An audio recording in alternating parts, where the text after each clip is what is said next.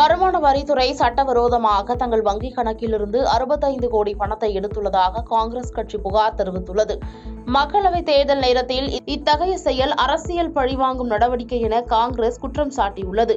பல்வேறு வங்கிகளில் உள்ள காங்கிரஸ் கட்சியின் கணக்குகளிலிருந்து வருமான வரித்துறை ஜனநாயக விரோதமாக 65 கோடியை எடுத்துள்ளது என்று காங்கிரஸ் கட்சியின் பொருளாளர் அஜய் மாகான் கூறியுள்ளார். பிப்ரவரி 16 காங்கிரசின் முக்கிய வங்கிக் கணக்கிலிருந்து 210 கோடி ரூபாய் பணம் வருமான வரித்துறையால் முடக்கப்பட்டு பின்னர் விடுவிக்கப்பட்டது குறிப்பிடத்தக்கது.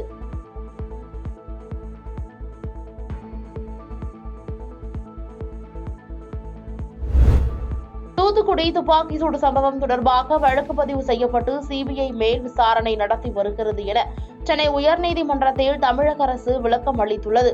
இந்த வழக்கில் அதிகாரிகள் மீது ஒழுங்கு நடவடிக்கை மட்டும் எடுக்கும் வகையில் தமிழக அரசு 2022 அக்டோபரில் பிறப்பித்த அரசாணைக்கு மனுதாரர் தடை விதிக்க வேண்டும் எனவும் அரசாணையை ரத்து செய்ய வேண்டும் எனவும் மனுதாரர் தரப்பில் கூறப்பட்டது.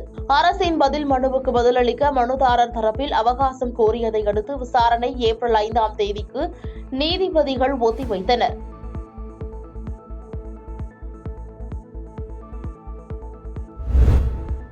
மகளிர் நலனை மேம்படுத்தும் வகையில் தமிழ்நாடு மாநில மகளிர் கொள்கை 2024 முதலமைச்சர் மு.க.ஸ்டாலின் வெளியிட்டுள்ளார்.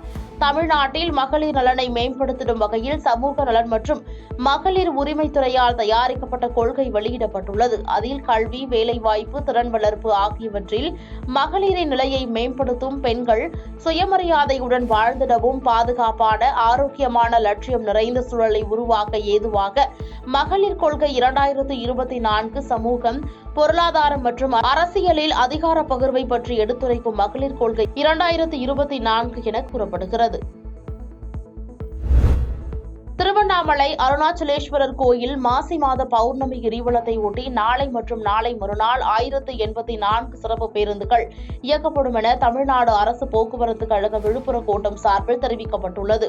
இதுகுறித்து வெளியிடப்பட்டுள்ள செய்திக்குறிப்பில் திருவண்ணாமலை அருணாச்சலேஸ்வரர் கோயில் பௌர்ணமி கிரிவலத்தில் அதிகளவில் பக்தர்கள் கூடுவார்கள் என எதிர்பார்க்கப்படுகிறது. இதன் காரணமாக பக்தர்கள் வசதிக்காக நாளை 682 சிறப்பு பேருந்துகளும் 24ஆம் தேதி 502 சிறப்பு பேருந்துகளும் தமிழ்நாடு அரசு போக்குவரத்து கழக விழுப்புரம் கோட்டத்தால் இயக்கப்பட உள்ளது. 24ஆம் தேதி சென்னை கிளாம்பாக்கத்திலிருந்து 502 சிறப்பு பேருந்துகள் திருவண்ணாமலைக்கு இயக்கப்படும் என தெரிவிக்கப்பட்டுள்ளது.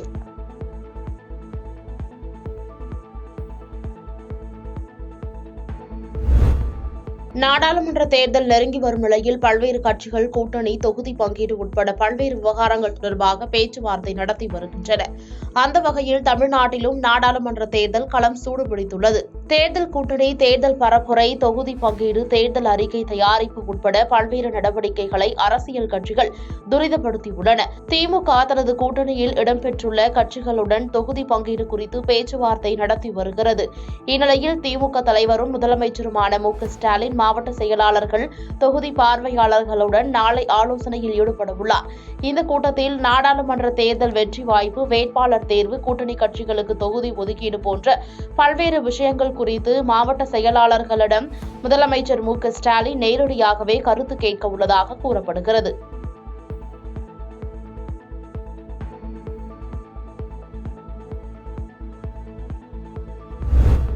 புதுச்சேரி சட்டப்பேரவை இன்று கூடுகிறது. இதில் அரசு செலவினங்களுக்கான இடைக்கால பட்ஜெட் தாக்கல் செய்யப்பட உள்ளது. நாடாளுமன்ற தேர்தல் வருவதால் முழுமையான பட்ஜெட் தாக்கல் செய்ய முடியாத நிலை உருவாகியுள்ளதன் காரணமாக இடைக்கால பட்ஜெட் தாக்கல் செய்யப்படுகிறது. அதன்படி புதுச்சேரி சட்டப்பேரவையில் நிதித்துறை பொறுப்பை வகிக்கும் புதுச்சேரி முதலமைச்சர் ரங்கசாமி 2024-25ஆம் ஆண்டிற்கான இடைக்கால பட்ஜெட்டை தாக்கல் செய்கிறார். 4 மாதத்திற்கான இடைக்கால பட்ஜெட் தாக்கல் செய்யப்படும் என கூறப்படுகிறது.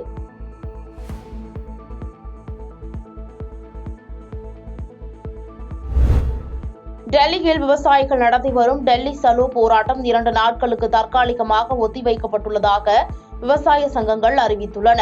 மத்திய அரசு 5வது முறையாக பேச்சுவார்த்தைக்கு அழைப்பு விடுத்துள்ள நிலையில் போராட்டம் தற்காலிகமாக நிறுத்தப்பட்டுள்ளது. பேச்சுவார்த்தைக்கு பின்னர் அடுத்த கட்ட நடவடிக்கை குறித்து முடிவு செய்யப்படும் என்று விவசாய சங்கங்கள் அறிவித்துள்ளன.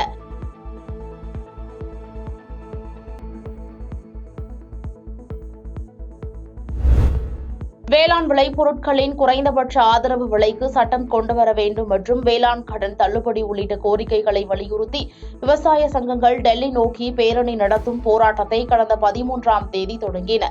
இந்நிலையில் பஞ்சாப், ஹரியானா எல்லையில் நடந்த போராட்டத்தில் விவசாயி போலீசாருடன் நடந்த மோதலில் விவசாயி ஒருவர் உயிரிழந்தார். இதை வன்மையாக கண்டித்துள்ள விவசாய அமைப்புகள் தற்போதைய நெருக்கடிக்கும் உயிரிழப்புக்கும் மத்திய அரசு மட்டுமே காரணம் என குற்றம் சாட்டியுள்ளன.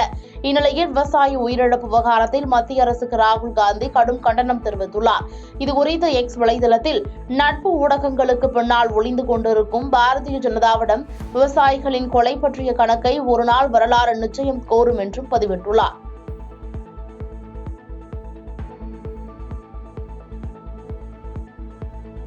பாதகம் செய்பவரை கண்டால் நாம் பயங்கொள்ளலாகாது பாப்பா, மோதி மிதித்து விடு பாப்பா, அவர் முகத்தில் உமிழ்ந்து விடு பாப்பா.